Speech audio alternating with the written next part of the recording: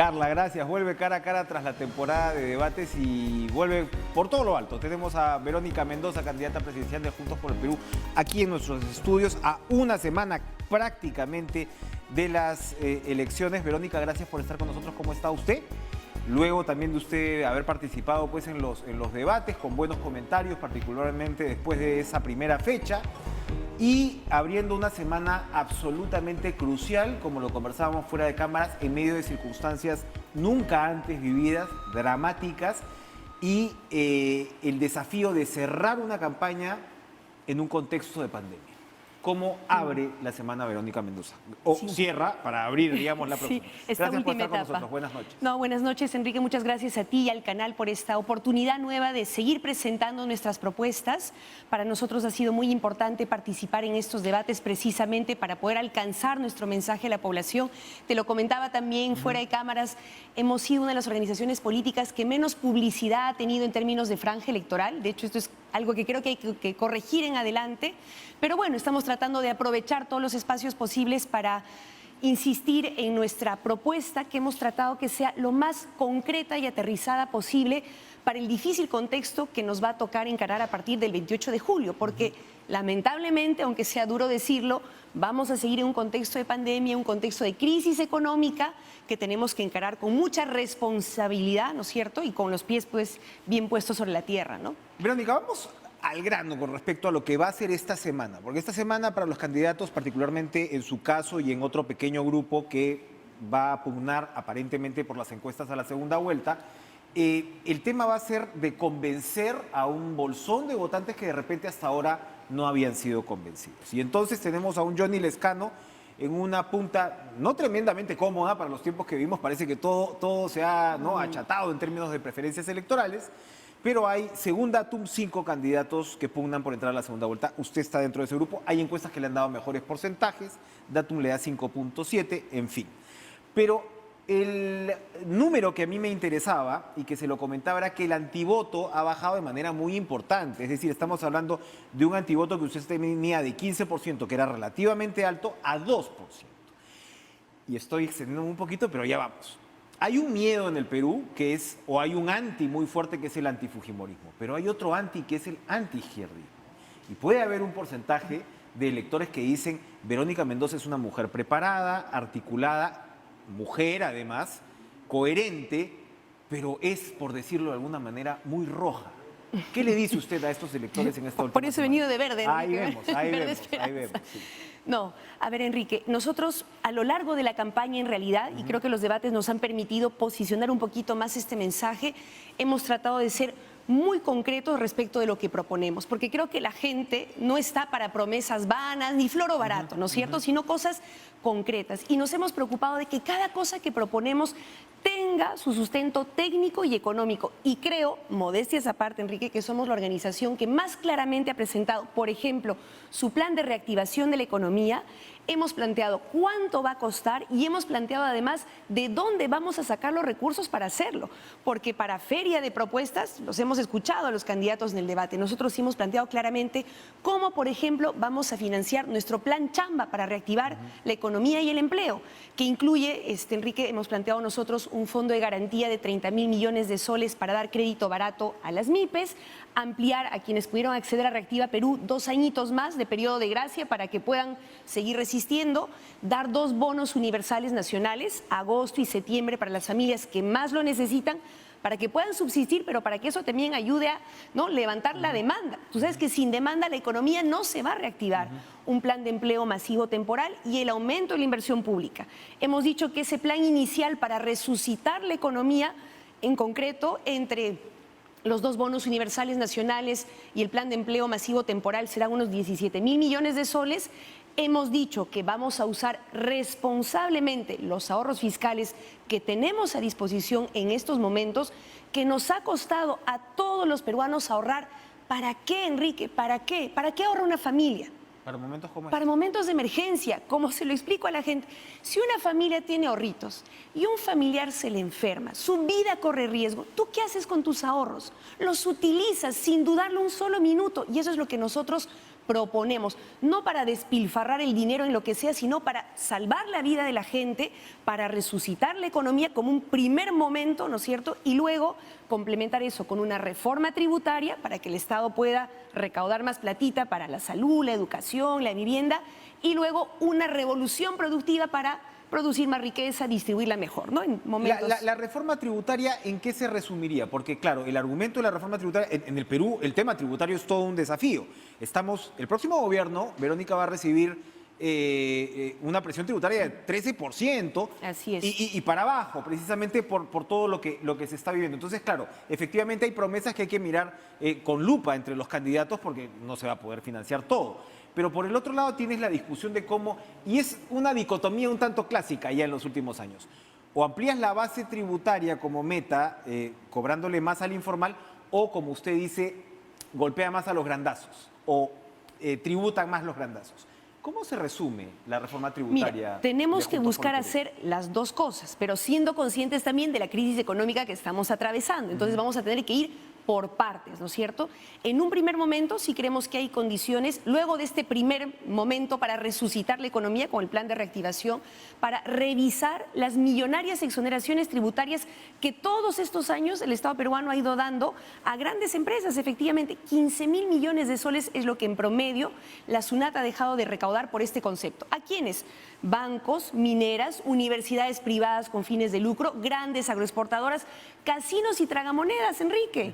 Entonces, por ejemplo, en el ámbito de la agroexportación, creo que el año pasado ya tomamos conciencia que 20 años de exoneraciones tributarias era un tiempo prudente para un sector, ¿no es cierto? ¿No les duele tanto a los agroexportadores el tema tributario como sí el régimen? El régimen laboral. ¿No? Bueno, O sea, digamos. entonces avancemos un poquito más en el tema tributario. Que sectores como este, que ya están claramente consolidados, empiecen pues a tributar, ¿no es cierto? Entonces, revisemos de todas las exoneraciones tributarias que se están dando, cuáles todavía van a ser necesarias en este momento y cuáles ya pues hay que ¿Cuánto eliminar más se para piensa, que... digamos, recaudar en términos de PBI, de presión tributaria? ¿Cuánto podríamos incrementarnos si nos centramos en ese lado?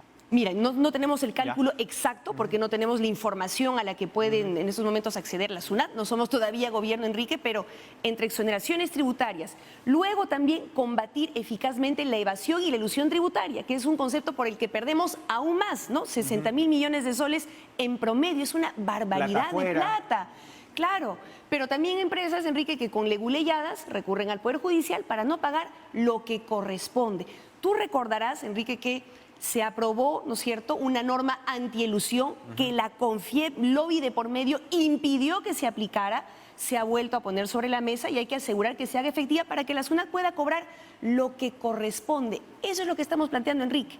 No nuevos tributos, ¿no es cierto?, ni quitarle o expropiarle su plata a tal o cual, sino cobrar... Sino con el tablero, digamos, de juego que tiene el Ejecutivo, ajustar, Así digamos... es, cobrar ya. lo que corresponde. Y finalmente, sí hemos planteado, Enrique, un único impuesto adicional, un impuesto a los multimillonarios del país. Y aquí quiero aclarar que no se trata de quitarle a la gente su platita, que aunque la mayoría, la verdad, ya agotó sus ahorros, ¿no es cierto?, sino a la gente que tiene fortunas acumuladas de más de 100 millones de dólares, que pongan el hombro también para salir de esa crisis, como lo han planteado multimillonarios de otros países, como lo ha recomendado Enrique, el Fondo Monetario Internacional, ¿no es cierto? Entonces a nosotros nos dicen chavistas, pero resulta que quienes están apoyando nuestras propuestas son el Fondo Monetario Internacional, que le ha dicho al Estado peruano, usa tus ahorritos fiscales para salir de la crisis, impulsen, implementen impuesto a las grandes fortunas para poder recaudar más.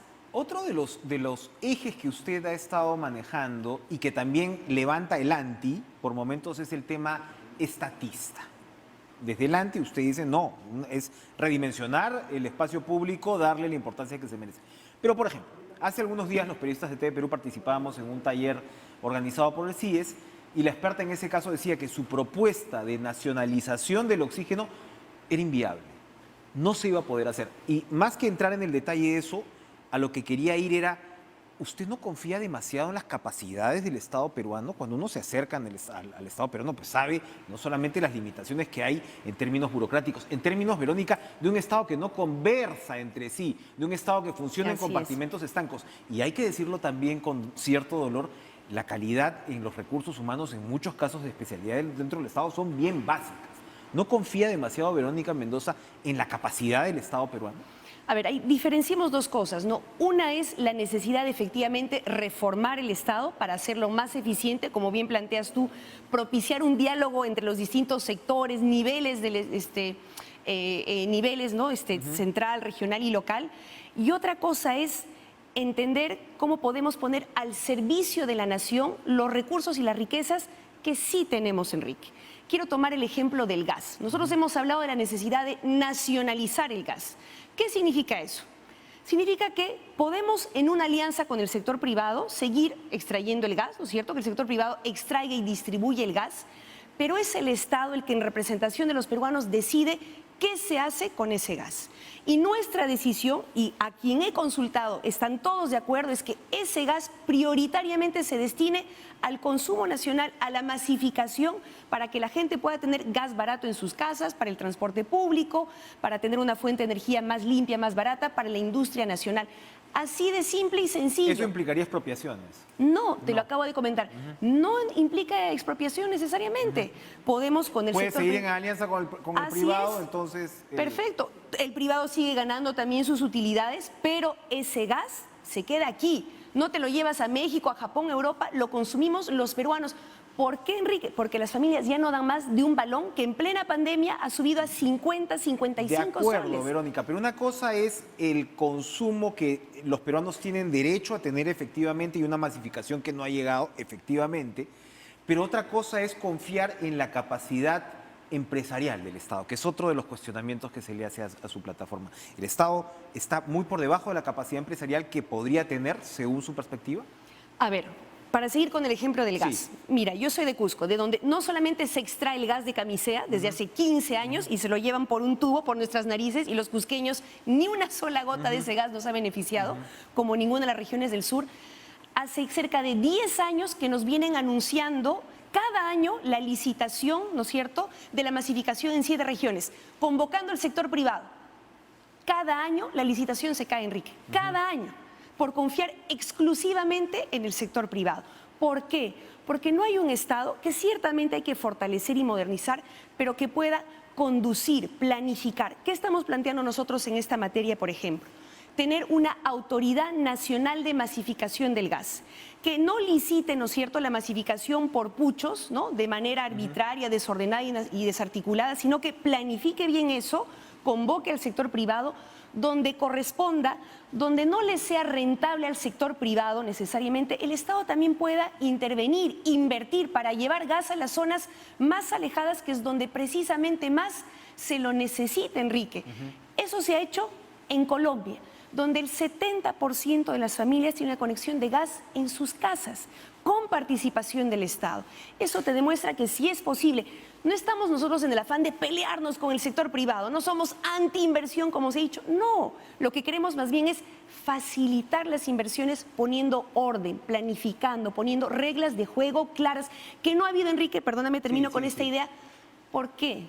Porque los gobiernos precedentes han preferido mantener el caos. ¿Por qué, Enrique? Porque en medio del caos se impone el que más billete tiene, el que paga la coima, ¿no es cierto?, el que arregla bajo la mesa con el funcionario de turno. Pero si tú planificas, estableces un orden de prioridades, reglas de juego claras, las cosas funcionan mejor y le vas poniendo un freno a la corrupción. Usted me está hablando de gestión, Verónica, y muchos... También. Es una gestión del Estado. Y muchos ciudadanos pueden decir, ya no nos remontemos más atrás, pero un ejemplo de una gestión que no fue muy buena desde la izquierda fue la de Susana Villarán. ¿Cómo se va a diferenciar, por ejemplo, Juntos por el Perú a la hora de llegar al gobierno? ¿Quién es su contingente de gestores que van a poner en práctica todo lo que usted me está diciendo, que suena muy lógico, pero también es súper ambicioso frente a los estándares de nuestro Estado? Mira, dos cosas. Primero, que en Juntos por el Perú sí tenemos equipo, a diferencia de otros partidos. Hemos sido, si no me equivoco, o a lo mejor corrígeme tú, Enrique, por favor, la única organización política que ha presentado un equipo de gobierno. Yo he estado con la jefa de plan de gobierno, que es Anaí Durán, socióloga, doctora en sociología. Así es que ha sido jefa de plan de gobierno. Además, estamos muy orgullosos de que una mujer haya presidido el equipo de gobierno. Pedro Franque, economista, que tiene también experiencia en gestión pública. Oscar Dancourt, que ha sido presidente del Banco Central de Reserva, con una de las gestiones, ¿no es cierto?, más eficientes y reconocidas a nivel O sea, Dancourt nos va a global. garantizar que la macroeconomía no se va a patear. Tranquilo, vamos a mantener la inflación baja, Ajá. el dólar estable, todo va a funcionar bien. En fin, un equipo con el que vengo trabajando además, Enrique, desde hace varios años, ¿no? Por supuesto, hemos convocado nuevos y jóvenes profesionales, pero hay un equipo con el que venimos trabajando hace años. Y lo otro, Enrique, es que es necesario también mejorar la calidad y para eso hay que mejorar el reconocimiento y la remuneración de los servidores públicos. Y te digo esto porque tengo ahorita en la mente una enfermera que se me acercó en Chincha hace un par de días que me decía, yo trabajo hace 12 años como enfermera para el Estado y estoy en CAS, ¿no es cierto? Y me contó de varios casos de colegas suyas que ni siquiera están en CAS, sino con locación de servicios, que no tienen ninguna estabilidad, de personal de salud al que le deben sus remuneraciones del año pasado, Enrique, personal que está en primera línea. Entonces, si tú quieres un Estado eficiente, también tienes que tratar dignamente a tu gente, a tus trabajadores. De acuerdo, pero una eliminación del CAS como la que estamos viendo ahora y al mismo tiempo congelar la ley Servir, como estamos hace 7 años con la ley Servir congelada, ¿no nos va a llevar también a más desorden? Porque lo que se señala es que la consecuencia precisamente de la eliminación abrupta del CAS va a ser que recibo por honorarios, pues otra vez. Pero Enrique, lo que se ha aprobado no es una eliminación abrupta, sino progresiva del régimen CAS, ¿no es cierto? Y yo sí creo que es perfectamente compatible una gestión eficiente, ¿no es cierto?, pensando en el ciudadano, en el servicio que se le da, al mismo tiempo que le das un mínimo de ¿Va a dignidad a tus reforzar Servir? trabajadores. ¿Va a reforzar Servir? Que Mira, hace, como le digo, 7 años que no se mueve. Ninguna institución ha terminado Servir. 5 apenas están en fase. por lo mismo que tú has planteado, yo creo que sí amerita una Frustrante. revisión. O sea, Ya. por algo no se ha podido implementar, ¿no es cierto? Hay que hacer los Hay mucha ajustes resistencia, correspondientes. Combinando, por supuesto, meritocracia, tiene que haber evaluación permanente, concurso público, transparente, menos amiguismo y nombramiento a dedo, en eso sí yo creo muy firmemente. El Estado no es para que sea agencia de empleo de tu partido. Concursarán también los miembros del partido y no serán nombrados en función de sus capacidades, pero creo que eso se puede combinar también con un trato digno a los trabajadores del Estado, a los servidores públicos. Lo deseable y lo posible. La política es el arte de lo posible también. El Congreso que va a enfrentar al próximo gobierno no va a ser un Congreso estructurado, evidentemente. Va a ser un Congreso fraccionado y ya sabemos lo que ha pasado con un Congreso y un Ejecutivo enfrentado, como lo que hemos vivido en los últimos 5 años. Ha sido una desgracia institucional la que ha vivido el Perú los últimos 5 años. ¿Cómo enfrentar eso? Por ejemplo, ¿usted entraría con todo con la nueva Constitución? ¿Armaría primero un pacto de gobernabilidad? ¿Cuál sería el orden de prioridades de Verónica Mendoza frente a ese Congreso? O sea, primero, Enrique, las prioridades del país, ¿no es cierto? Vacunación universal y gratuita, producción y distribución de oxígeno, acceso a Internet lo más rápido posible, ramificando la red dorsal, etcétera, etcétera, reactivación de la economía. Y respecto de la necesidad de pactos, por supuesto que sí. Pero el primer y más importante pacto que tiene que hacer el futuro gobierno es con su pueblo. Y es el primero que haremos.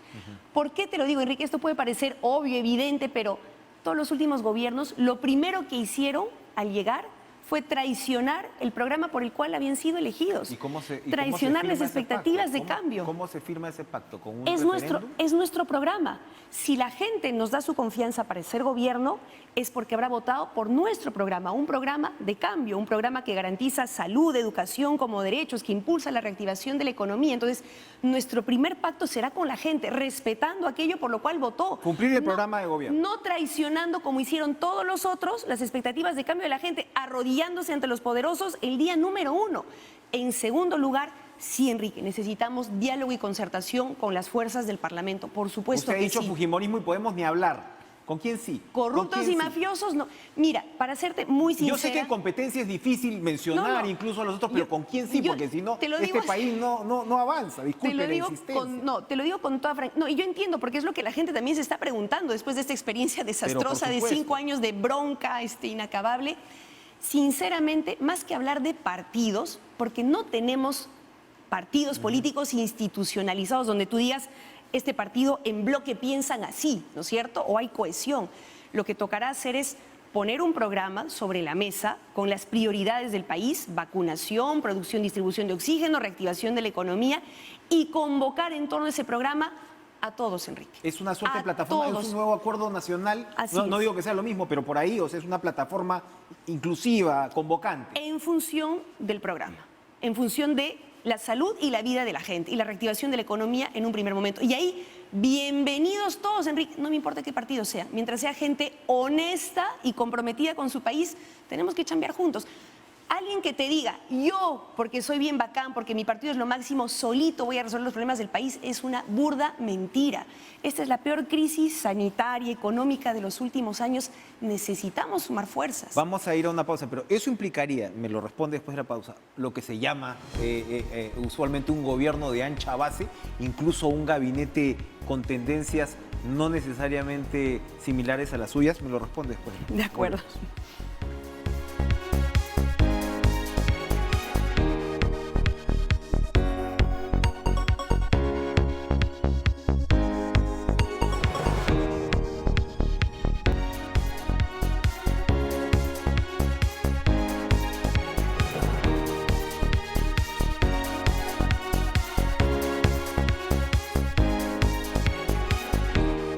Verónica Mendoza, la dejé con esta pregunta. Esta necesidad de pactos ineludibles que tiene el Perú y que se merece el Perú, de pactos bien entendidos. No estamos hablando acá de las repartijas, ¿no? Que eso es parte de Así nuestra, digamos, perversión política en los últimos años. Lo que debería ser el consenso fue distorsionado. ¿Ese pacto se traduciría en un acuerdo de gobierno? ¿Podría traducirse en un acuerdo de gobierno? ¿Hasta dónde se podría dar eso? A ver, aclaremos con quiénes y para qué, Ya, ¿no? por eso. Porque por lo general, como dices tú, Enrique, cuando se habla de un gran acuerdo, un pacto, siempre se piensa en un pacto en las alturas, ¿no? Entonces, la CONFIEB, los grupos de poder poniéndose de acuerdo o sometiendo al gobierno de turno. Yo no estoy hablando de eso, por si acaso. Como te dije hace un momento, primer y más importante, pacto con la gente, cumpliendo lo que le hemos ofrecido, ¿no es cierto? Segundo, convocando a todos los sectores políticos, empresariales, honestos. Esa es mi condición, ¿no es cierto? Y que pongan por delante la salud y la vida de la gente. O sea, si alguien me va a venir a decir a mí, ¿sabes qué? Voy a hacer un pacto contigo, pero quiero que la salud siga siendo un negocio y no quiero que se tome el control de la producción y distribución de oxígeno para salvar la vida de la gente. Bueno, Hasta ahí entonces nomás, ya. hasta ahí nomás, ¿no? Chao. ¿Sabes qué? Voy a hacer un pacto contigo, pero no me cobres pues los impuestos que te debo. Entonces, ¿sabes qué? Chao. Entonces, lo digo por la experiencia que hemos tenido, Enrique, donde lo que ha ocurrido es que los últimos gobernantes han agachado la cabeza, se han arrodillado ante los poderosos. Y precisamente es tiempo de cambiar eso.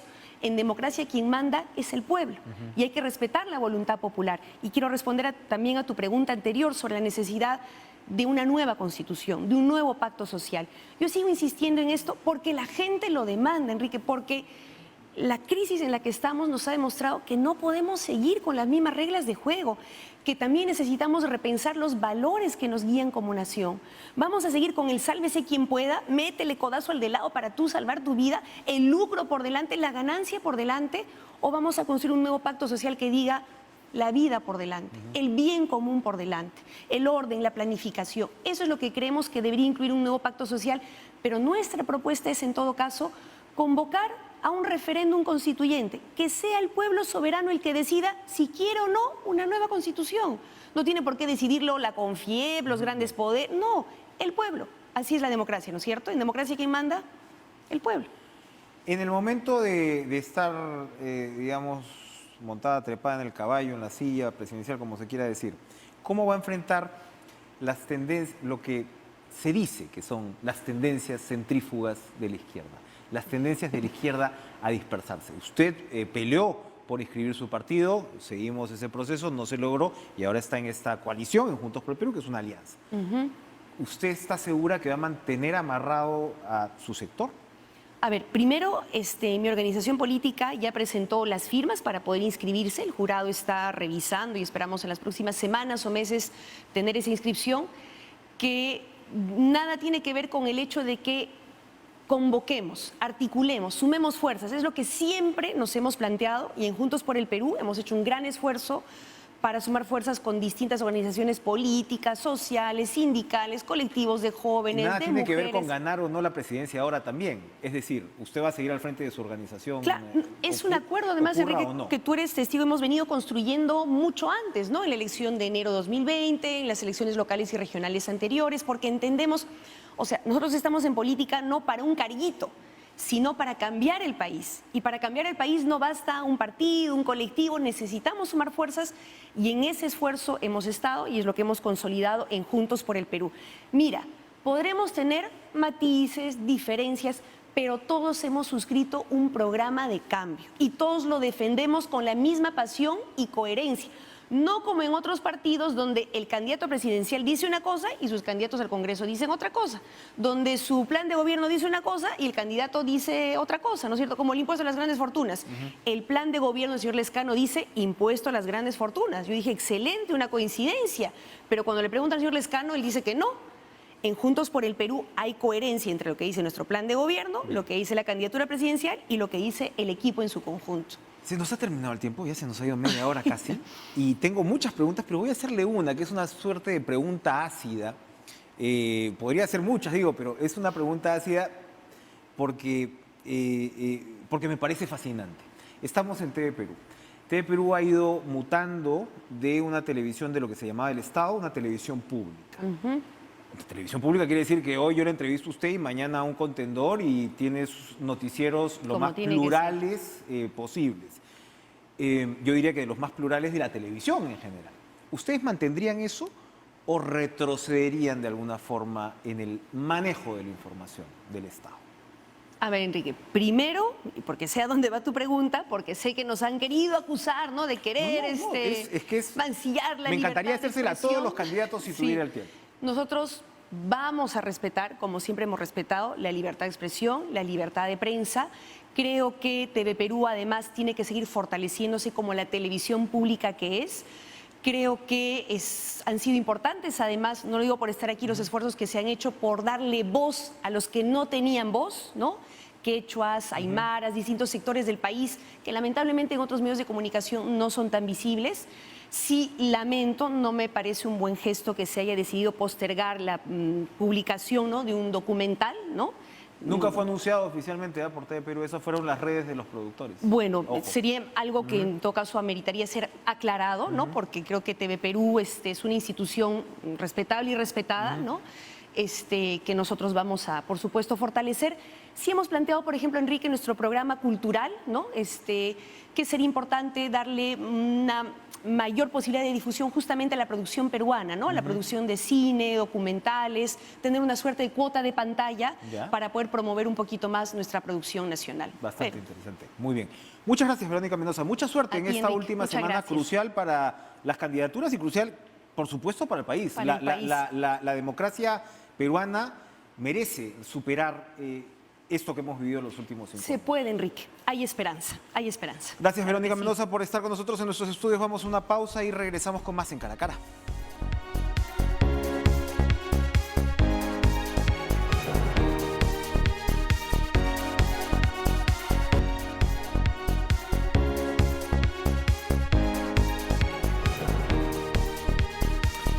Acabamos de estar con una candidata que, según los entendidos, ¿no?, le fue bien en su participación en el debate. A otra candidata que, al parecer, le fue bien también dentro de esas perspectivas fue a Keiko Fujimori. Keiko Fujimori ha visto, si bien todavía tiene un antivoto bastante importante, lo tengo por acá. A ver, ahorita lo voy a encontrar en cualquier... Ya, Keiko Fujimori, según Datum, baja su antivoto de 60%. No voy a abundar en la historia de antivoto de Keiko Fujimori, pero baja a 42%. Y esto fue antes del debate, así que evidentemente, si se quiere, dentro de este espectro, por llamarlo de alguna manera, de derecha, donde está Hernando de Soto, donde está el señor López Aliaga, pues parece que Keiko Fujimori está volviendo a cosechar cierto perfil. Estamos con Patricia Juárez, candidata a la vicepresidencia por Fuerza Popular, además candidata al Congreso por el número 2 por Lima, y según la encuesta que acabo de mencionar, también pues uno de los nombres más mencionados cuando se consulta a los votantes sobre sus candidatos, en este caso al Parlamento. Es muy probable, señora Juárez, buenas noches, gracias por estar con nosotros, que usted integre este próximo variopinto, desafiante Parlamento, y desafiante que lo acabamos de conversar con una de sus adversarias en términos de lo que sería cómo diablos se arma la gobernabilidad del país en estas circunstancias. Buenas noches, gracias por estar con nosotros. Tenemos problemitas con el audio, no sé si está muteado el audio. Sí, Ahí, sí, está listo, muteado. perfecto. Sí, bueno, muchas gracias, Enrique, por la invitación a tu programa. Encantada de estar contigo. Acabamos de hablar de gobernabilidad y así como le acabo de hacer una pregunta ácida a Verónica Mendoza, tengo otra pregunta ácida para usted. Fuerza Popular tuvo el control del Parlamento en el 2016 y ya sabemos lo que pasó. ¿Cómo nos garantiza que eso no va a volver a ocurrir o cómo toma esa experiencia? Usted, en todo caso, es nueva en el movimiento.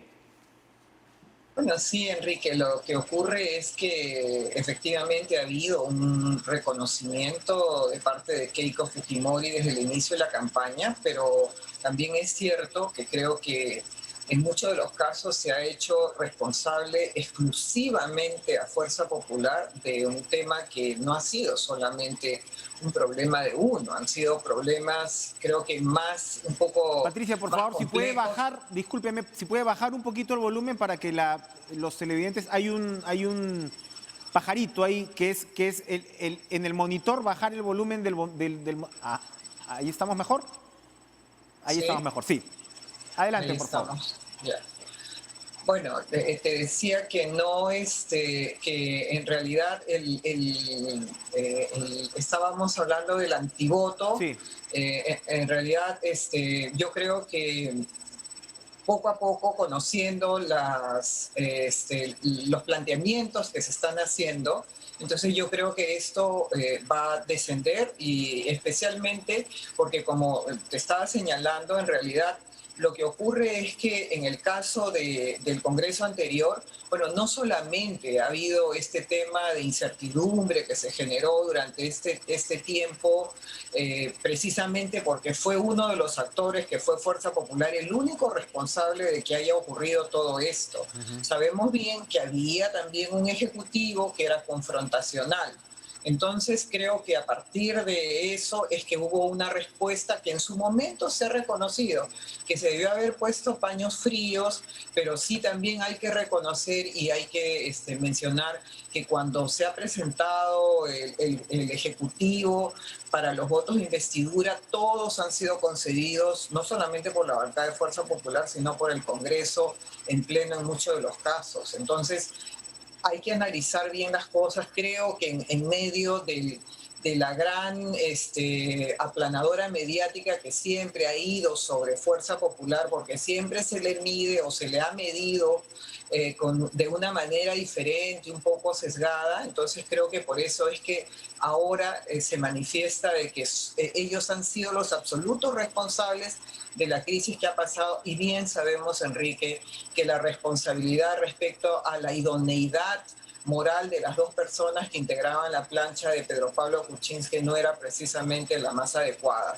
Entonces ahí es donde tenemos también este grave problema que se generó, lo que propició la renuncia de PPK y luego la vacancia del señor. Bueno, no vamos a tener tiempo de recapitular todo, pero digamos que la pregunta va si es que en todo caso y si es que Fuerza Popular no llega a la presidencia, ¿usted considera posible que se vuelva a pasar por un escenario de vacancia? Es posible porque vamos a tener un escenario fragmentado, es decir, eso no va a ser distinto. ¿Qué garantía hay en todo caso que no volvamos a pasar por lo mismo? Usted me habla de la idoneidad moral, pero bien sabemos que la idoneidad moral en todo caso se puede juzgar cuando se termina un mandato, que es lo que pasa en una democracia que se respeta, ¿no? No necesariamente, o sea, en realidad cuando se detectó en su momento que existía esta falta de idoneidad, de solvencia, para eso está la Constitución, y la Constitución establecía la incapacidad moral, que en este momento regulemos, porque tenemos dentro de nuestra propuesta en el plan rescate, regular y precisar los términos de lo que es incapacidad moral, especialmente en lo que significa el procedimiento, para no volver al tema de las vacancias express, para no volver a las circunstancias estas de incertidumbre, porque lo que se quiere en este momento, a partir del nuevo Congreso, y a partir del Ejecutivo, que podría también estar al frente Keiko Fujimori Fuerza Popular, es crear un ambiente diferente, un ambiente de colaboración entre los poderes del Estado, porque este momento no es el anterior, Enrique. En este momento la situación frente a la pandemia que estamos viviendo, a los graves problemas que se han generado, son aspectos tan importantes y tan relevantes que toda la mirada debe estar puesta en la solución de estos problemas. Este no es un momento para estar encontrando o generando este tipo de enfrentamientos con la finalidad de buscar popularidad o de ponerse en la escena pública, ¿no? Este momento es un momento de reflexión. Es un momento en donde creo que todas las fuerzas políticas tienen que tener una agenda común. Es más, desde ya deberíamos de tener todos una agenda común a favor, por ejemplo, de las vacunas, estar todos alrededor de lo que signifique ya en este momento la importación de vacunas. Yo creo que ese va a ser, Enrique, yo tengo mucha fe, el espíritu que va a animar el nuevo Congreso y también el Ejecutivo.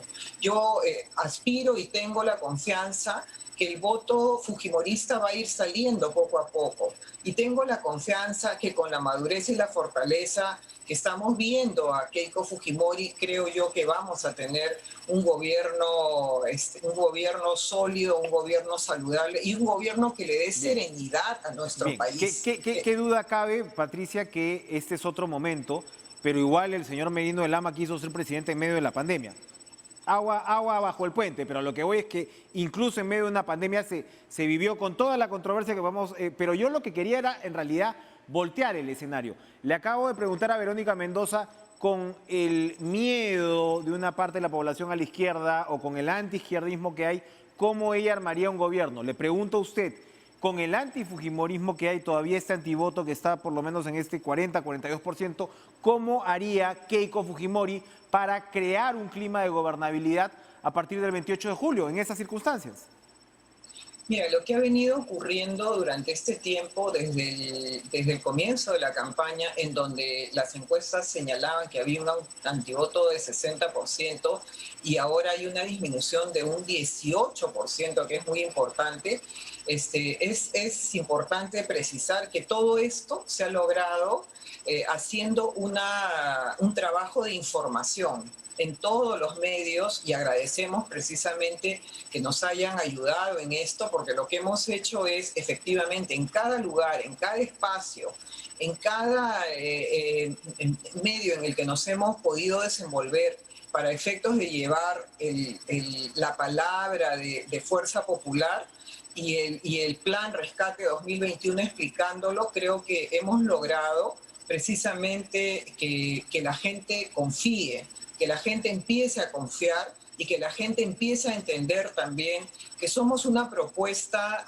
de centro dialogante, no somos de ninguna manera estatistas, no estamos a favor de medidas populistas, y eso lo dice nuestro plan de gobierno y todos aquellos quienes hemos salido a explicarlo. Nunca se ha dado ninguna medida o propuesta extremista que no se pueda cumplir, ni de ultraderecha, ni populista, ni de extrema izquierda, ¿no? Entonces nosotros somos esa propuesta de técnicos, esa propuesta seria, esa propuesta sólida y armoniosa, que creo yo que es la que corresponde, Enrique, en este momento a nuestro país, y corresponde para, con la Constitución del año 93, recuperar la senda del crecimiento, ¿no? Ya es momento en que el Estado sea el gran componedor, pero no el intervencionista. La mano del Estado tiene que estar solamente para aquello que signifique moderar los aspectos de desarrollo del país. Bien. Gracias, Patricia Juárez. Suerte en esta última semana de campaña. Confío en sus buenos oficios para que Keiko Fujimori nos visite la próxima semana. No lo ha hecho hasta ahora en esta campaña crucial, como repito, hasta antes pues, del 11 de abril. Gracias, Patricia Juárez, por acompañarnos. Yo lo voy a hacer, no te preocupes. Gracias por acompañarnos en esta edición de Cara a Cara. Vamos de inmediato a darle la bienvenida a Flor Pablo, candidata a la vicepresidencia, también por el Partido Morado. Julio Guzmán participó en la última jornada de debates, candidata también al Congreso con el número 3 por Lima. ¿Cómo está, Flor? Gracias por estar con nosotros. Buenas noches. Buenas noches, Enrique. Muchas gracias por la invitación. Lo primero, su evaluación sobre los debates y en qué punto está parada la candidatura o emplazada la candidatura de Julio Guzmán. Bueno, creo que quien está ganando en este momento pues en las encuestas son los ciudadanos que no eligen todavía, que están en el grupo de indecisos, y estos debates ayudan a eso, ¿no? Ayudan a que la ciudadanía pueda informarse, pueda conocer a las propuestas, conocer los planteamientos de los partidos, y en el caso del Partido Morado, el día de ayer ha sido eso, ¿no?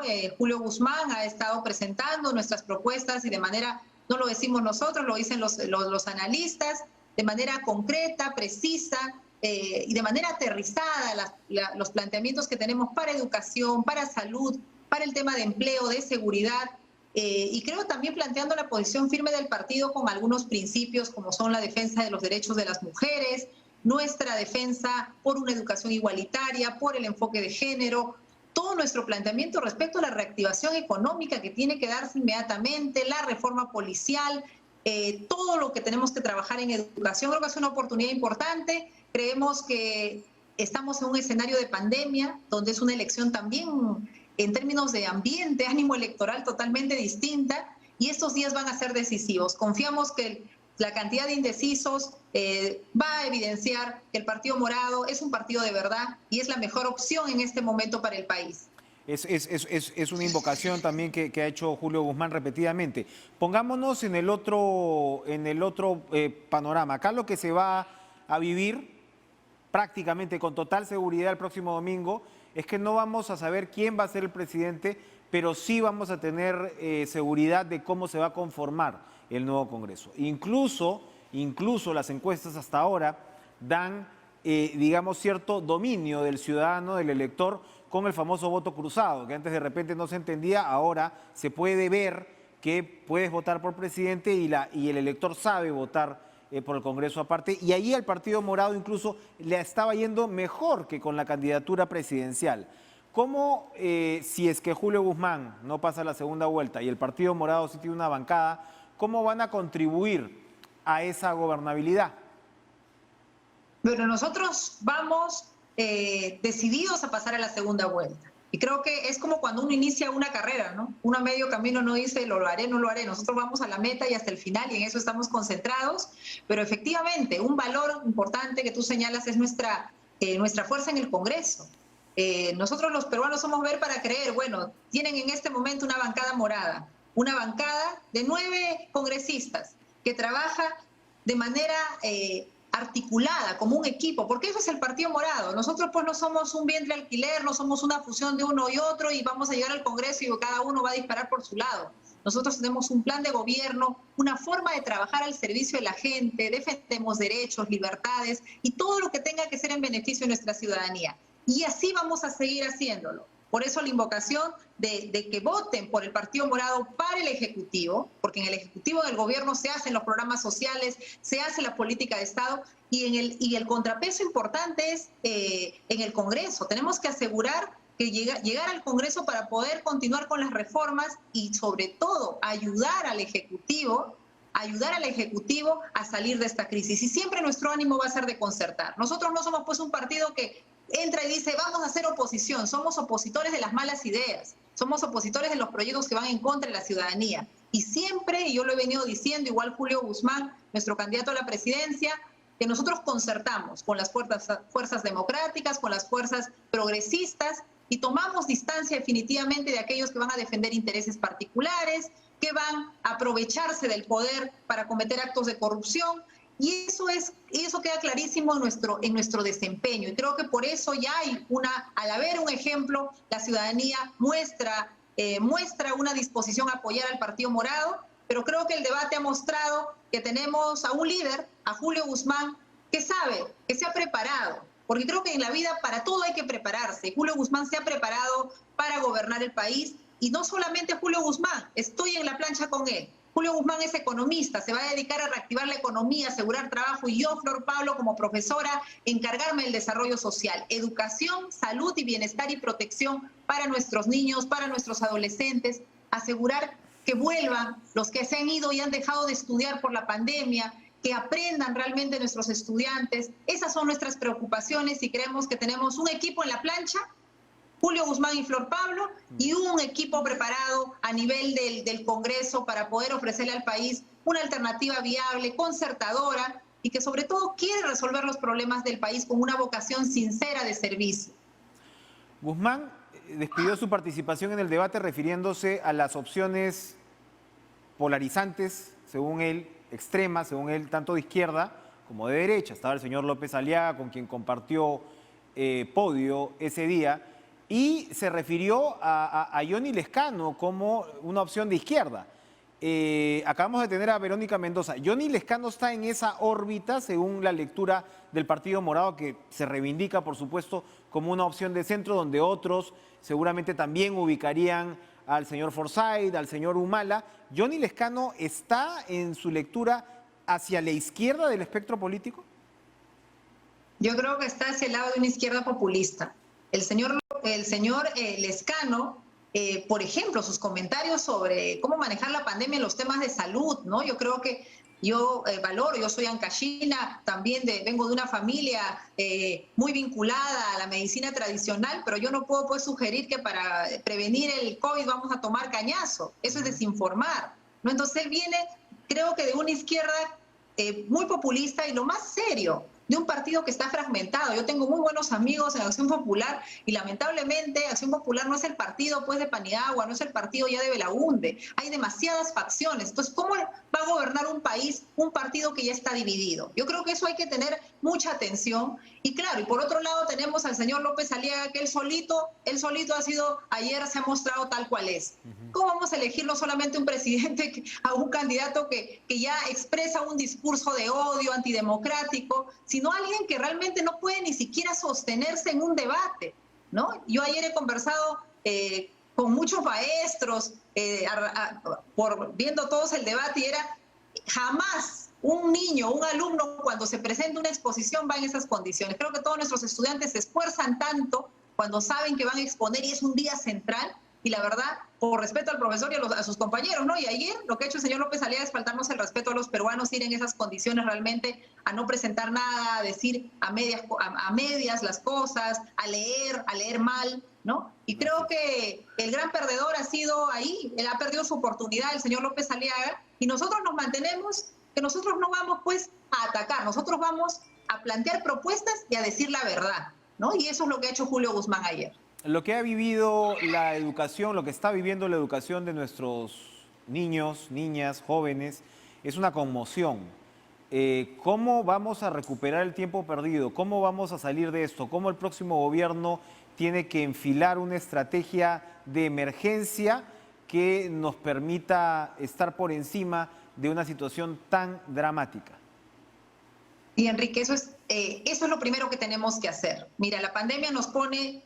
Estamos perdiendo seres queridos, viene todo el tema de estos efectos luego del COVID, pero lo que perdemos en educación son generaciones, es el futuro de nuestros niños. Y ahí ya tenemos 500.000 que se han ido, que no se han matriculado por razones de pobreza, jóvenes que están dejando de estudiar la universidad, los institutos. Y ahí nosotros, un plan concreto para todos los escolares es un plan integral, lo que ayer presentó Julio Guzmán, nadie se queda atrás.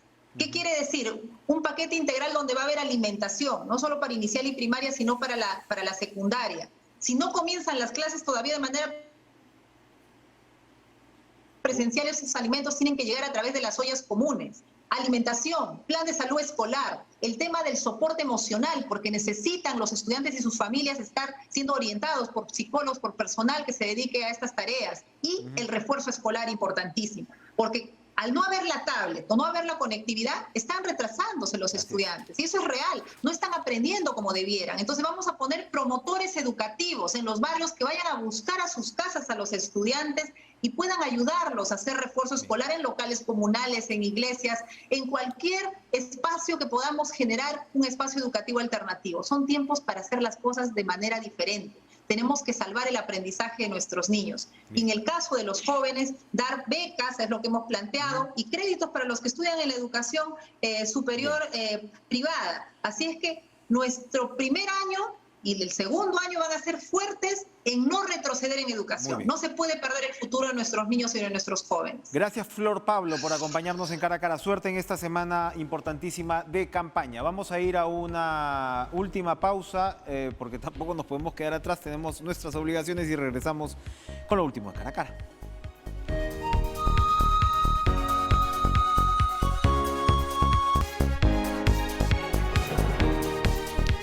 Bueno, gracias por estar con nosotros en Cara a Cara. Recuperamos entonces ritmo y la próxima semana vamos a estar con una serie de programas realmente interesantes por obvias circunstancias. Tengan ustedes un excelente fin de Semana Santo. Guarden, o mejor dicho, no bajen la guardia y nos reencontramos el lunes con más. Buenas noches.